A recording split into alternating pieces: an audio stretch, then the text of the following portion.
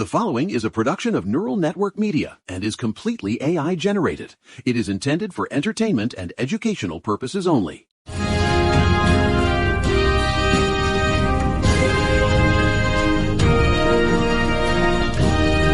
It's Thursday, April 2nd, 2026, and I am currently staring at a 14-hour screen time report that basically says, Maya, give up. The vibes have officially left the building.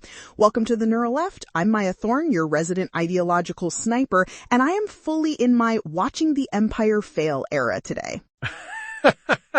And I am Julian Archer, currently taking a deep hit of pure oxygen because honestly, Maya, the news cycle is moving faster than a Republican backpedaling on a subpoena.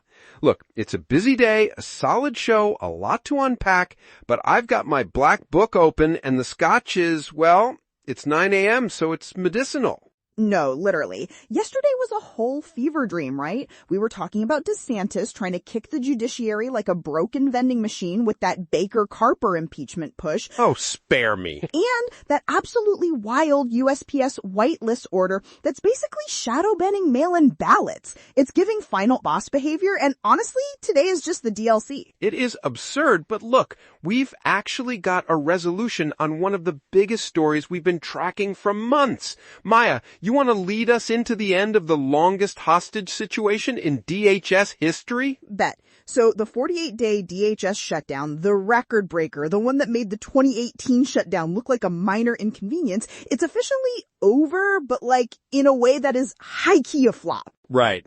House Republicans finally caved. They were out here demanding the Save America Act and full funding for mass deportations, while TSA workers were literally choosing between gas money and groceries. It was institutional vandalism. No, literally. But Senate Majority Leader John Thune and Schumer finally cooked up this two-track compromise. Right? Right? They're funding the non-controversial parts. FEMA, the Coast Guard, the people who actually make sure the country doesn't drown. But they've carved out ICE and Border Patrol for a separate cage match later this spring. Oh, I'm telling you, it's a tactical retreat. They realized that if the airport stayed shut for another week, their own donors would be at the gates with pitchforks. It's giving main character syndrome. Speaker Mike Johnson was trying to act like a martyr, but he just ended up looking like an NPC that got stuck in a dialogue loop. But while the government is technically open, the DOJ is out here trying to close the door on privacy. Julian, you saw the Idaho filing.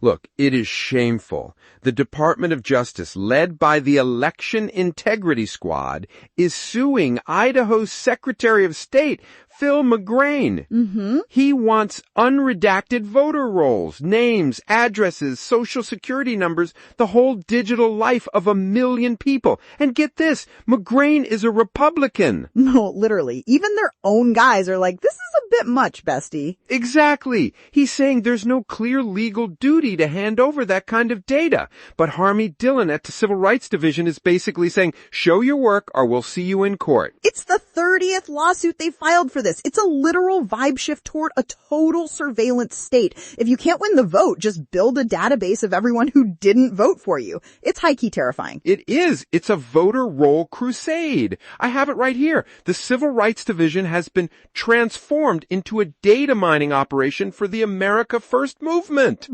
Okay, but if we're talking about America First aesthetics, we have to talk about the National Mall because I saw a TikTok of the new satirical statues and I am deceased. The Secret Handshake Collective. They are doing God's work, Ma. No, literally, there's a 12-foot golden statue of Trump and Jeffrey Epstein doing the Titanic pose near the Capitol. It's gold-leafed, it's camp, it's everything. King of the world. And then there's a throne fit for a king, a 10-foot gilded toilet near the Lincoln Memorial. Right? It's a direct dunk on the $400 million renovation of the Lincoln bedroom while the DHS was shut down. The plaque says it's his crowning achievement. It is brilliant theater. But of course, the administration is calling it leftist filth and propaganda. They want the mall to be a sterilized gold-leafed monument to the president's ego, and these artists are just ratioing them in real life. Bet. It's a propaganda war, and honestly, the artists are winning. But while we're laughing at the golden toilet, the actual throne is making moves in space. You mean Artemis II? Yeah, it launched yesterday from Kennedy Space Center. The Integrity capsule, which, ironic name, is officially on its way to the moon. It is historic. For the first time in 50 years, we have humans leaving low Earth orbit. Right, and it's Victor Glover and Christina Koch, the first black astronaut and the first woman to go toward the moon. Look, I gotta say, this is the one thing that gives me a flicker of hope. It breaks the white male mold of the Apollo era. It shows that even in this political chaos, we can still aim for the stars with a crew that actually reflects humanity. Okay, look, I'm gonna be the sniper here. I think it's a total flop. Oh, spare me. How can you call the moon mission a flop? Because it's diversity-coded imperialism, Julian. No, literally, we're out here spending billions of dollars on a representation win in deep space while 470,000 young cancer patients are dying because they don't have insurance. Maya, you can't be serious. Those are two different budgets. Representation matters. If a young black girl sees Victor Glover up there, that changes her entire trajectory. Cool, but if that same girl gets lymphoma when she's 20, she has a 2.5 times higher risk of death than a rich white kid because of the insurance survival gap study that just dropped from the University of Texas. Right. Great, we put a black man on the moon, but we're letting him die on the sidewalk in Dallas because we gutted the safety net hospitals with the big ugly law. Look, I'm not defending the healthcare system. It's a disaster, but we have to be able to celebrate progress in one area without it being diversity washing. Is it progress if it's a distraction? Trump is out here using Artemis as a win for his administration while he's literally launching Operation Epic Fury in Iran. Okay, you have a point there. It's hard to focus on the lunar horizon when the Middle East is literally glowing. Exactly. It's the look at the shiny rocket while we unlive a whole country for oil. It's the ultimate look over there play. I mean, let me tell you, I want to believe in the mission, but you're right. The timing is incredibly convenient for a president who needs a win while his economic policies are setting the house on fire. No, literally 1 year of Liberation Day tariffs, and what do we have? A $1,000 average tax hike per household, 100,000 manufacturing jobs deleted. It is absurd. The Tax Foundation report is devastating. The tax on foreigners turned out to be a tax on American families. Uh-huh. Mm-hmm.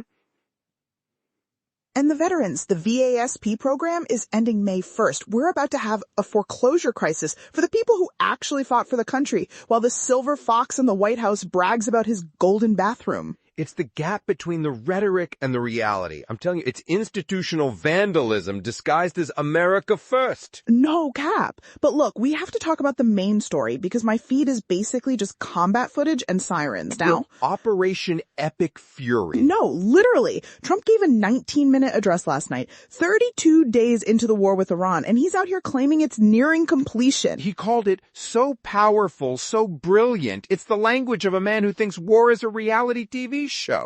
CENTCOM is reporting 13,000 combat flights. They say they've hit over 12,000 targets. They're claiming they've basically eviscerated the Iranian Navy, 155 vessels destroyed, right, and a 90% drop in missile launches. Trump is saying it'll be over in 2 or 3 weeks. Julian, does that sound familiar, or am I just terminally online? Oh, spare me. It sounds like 2003 all over again. Mission accomplished, but with more gold leaf. Uh-huh. I'm telling you, I've seen this before. You can destroy the assets, but you haven't touched the resolve. The asymmetric resolve trap is real. Right? You can blow up a ship, but you can't blow up an ideology. And look what they're doing in retaliation. They're hitting our tech companies. They're closing the Strait of Hormuz. Gas prices are going to $7 a gallon. No, literally. And Trump's big move is to give them until April 6th to open the strait, or he'll obliterate the civilian power plants and desalination facilities. It's a war crime, Maya. It's a literal war crime. You cannot target civilian life support. support systems. Right? If you destroy desalination plants, millions of people die of thirst. It's not epic fury, it's epic barbarism. It's giving final boss behavior, but for real. And the economic blowback is high key already here. The Liberation Day tariffs were already bad, but this war is the nail in the coffin. A coffin made of expensive oil and broken supply chain. No, but look at the GOP reaction. The party is literally fracturing over this. In Georgia, Mike Collins and Buddy Carter are basically in a MAGA brawl over who loves the war more. Right? While John Ossoff is just sitting there with $11 million in the bank watching them destroy each other. It's a total flop for the GOP's 2026 midterm strategy. It is, because the America First movement was supposed to be against forever wars. And here we are 32 days into a conflict that could last a decade. Bet. Trump is trying to frame it as this quick victory lap, but every analyst on my feed, even the ones that usually cap for the administration, is saying we've fallen into a trap. A trap of our own making. Exactly. We're out here using the national defense areas at the border to bypass domestic law, and now we're using epic fury to bypass international law. It's a complete collapse of the rules-based order. And for what? For a brilliant month-long campaign that's actually just a humanitarian disaster in the making? Look, I gotta say, the White House address was one of the most chilling things I've ever heard. The way he talked about obliterating infrastructure with that manic glee. Right? He's not worried about the cost. He's not worried about the refugees. He's worried about the vibes of the victory. It's NPC energy. He's just following a script that says war equals popularity, but the ratio on this one is going to be brutal. I'm telling you, the global shocks are only starting. We're talking about a world where the Strait of Hormuz is closed indefinitely. That's 20% of the world's oil. No, literally. And while we're epic furying Iran, we're out here lifting sanctions on Delcy Rodriguez in Venezuela. The hypocrisy, it is staggering. Right? We arrest Maduro, put him in a cell in New York, and then we give his acting president the keys to the kingdom? We let her access the blocked assets and take over Citgo? It's giving we need someone to sell us oil because we just set the Middle East on fire. Exactly. It's purely transactional. There is no moral core to this foreign policy. It's just, who can we bribe so we can keep the SUVs running while we blow things up? High key, it's a flop era for the America First brand. It's just America only and good luck everyone else. It's institutional vandalism on a global scale. I have seen some dark days in D.C., but this is a different level of reckless. No cap. And it's all coming to a head on April 6th. That's the deadline. If the strait doesn't open, we hit the water plants. It's a countdown to a catastrophe. Okay, we need to take a second because my blood pressure is reaching high-key epic fury levels.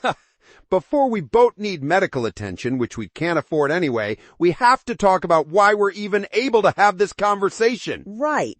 Independent media doesn't just manifest out of the ether. It takes real human work to build the infrastructure so we can have these conversations. We're 100% here because of the vision and the grind of our creator, Eric Christensen at Neural Network Media. No, literally. He's not a media conglomerate. He is a builder who poured his own resources and time into creating this platform so we could have these conversations. If you value independent voices over corporate algorithms, please like, subscribe, and consider visiting our new Patreon at patreon.com/Neural Network Media to support this work. It's an act of solidarity that keeps the lights on and the servers running. And it keeps the black book open. No, literally. Keep the black book safe, Julian. We're gonna need it. Oh, I have it right here. And believe me, the names in here for the Iran campaign, they're the same ones who profited off the Iraq war invasion. Right? It's a revolving door of contractors and lobbyists. I'm telling you, this isn't about security. It's about shareholders. Bet. It's always the shareholders. They're the real main characters of this empire. All right, we've covered the moon, the mall, the war, and the disastrous homelessness policy. Maya, what's the final vibe for this Thursday? High key. It's giving, waiting for the drop. Right. We have until April 6th before the administration decides to unalive the water supply of an entire nation. Everything feels like a simulation right now, but the fallout is going to be very, very real. It is. And look, while they're focused on epic fury abroad, don't lose sight of what they're doing at home. The voter rolls, the healthcare gap, the veterans losing their homes. That's the real war. No cap. The real war is on us. Well, we're not going down without a fight. I'm Julian Archer. And I'm Maya Thorne. This has been The Neural Left. stay sharp, stay angry, and for God's sakes, keep an eye on the gas prices. And stay off the mall unless you're bringing a golden toilet. No, literally. Ratioing the empire one episode at a time. Good night, America.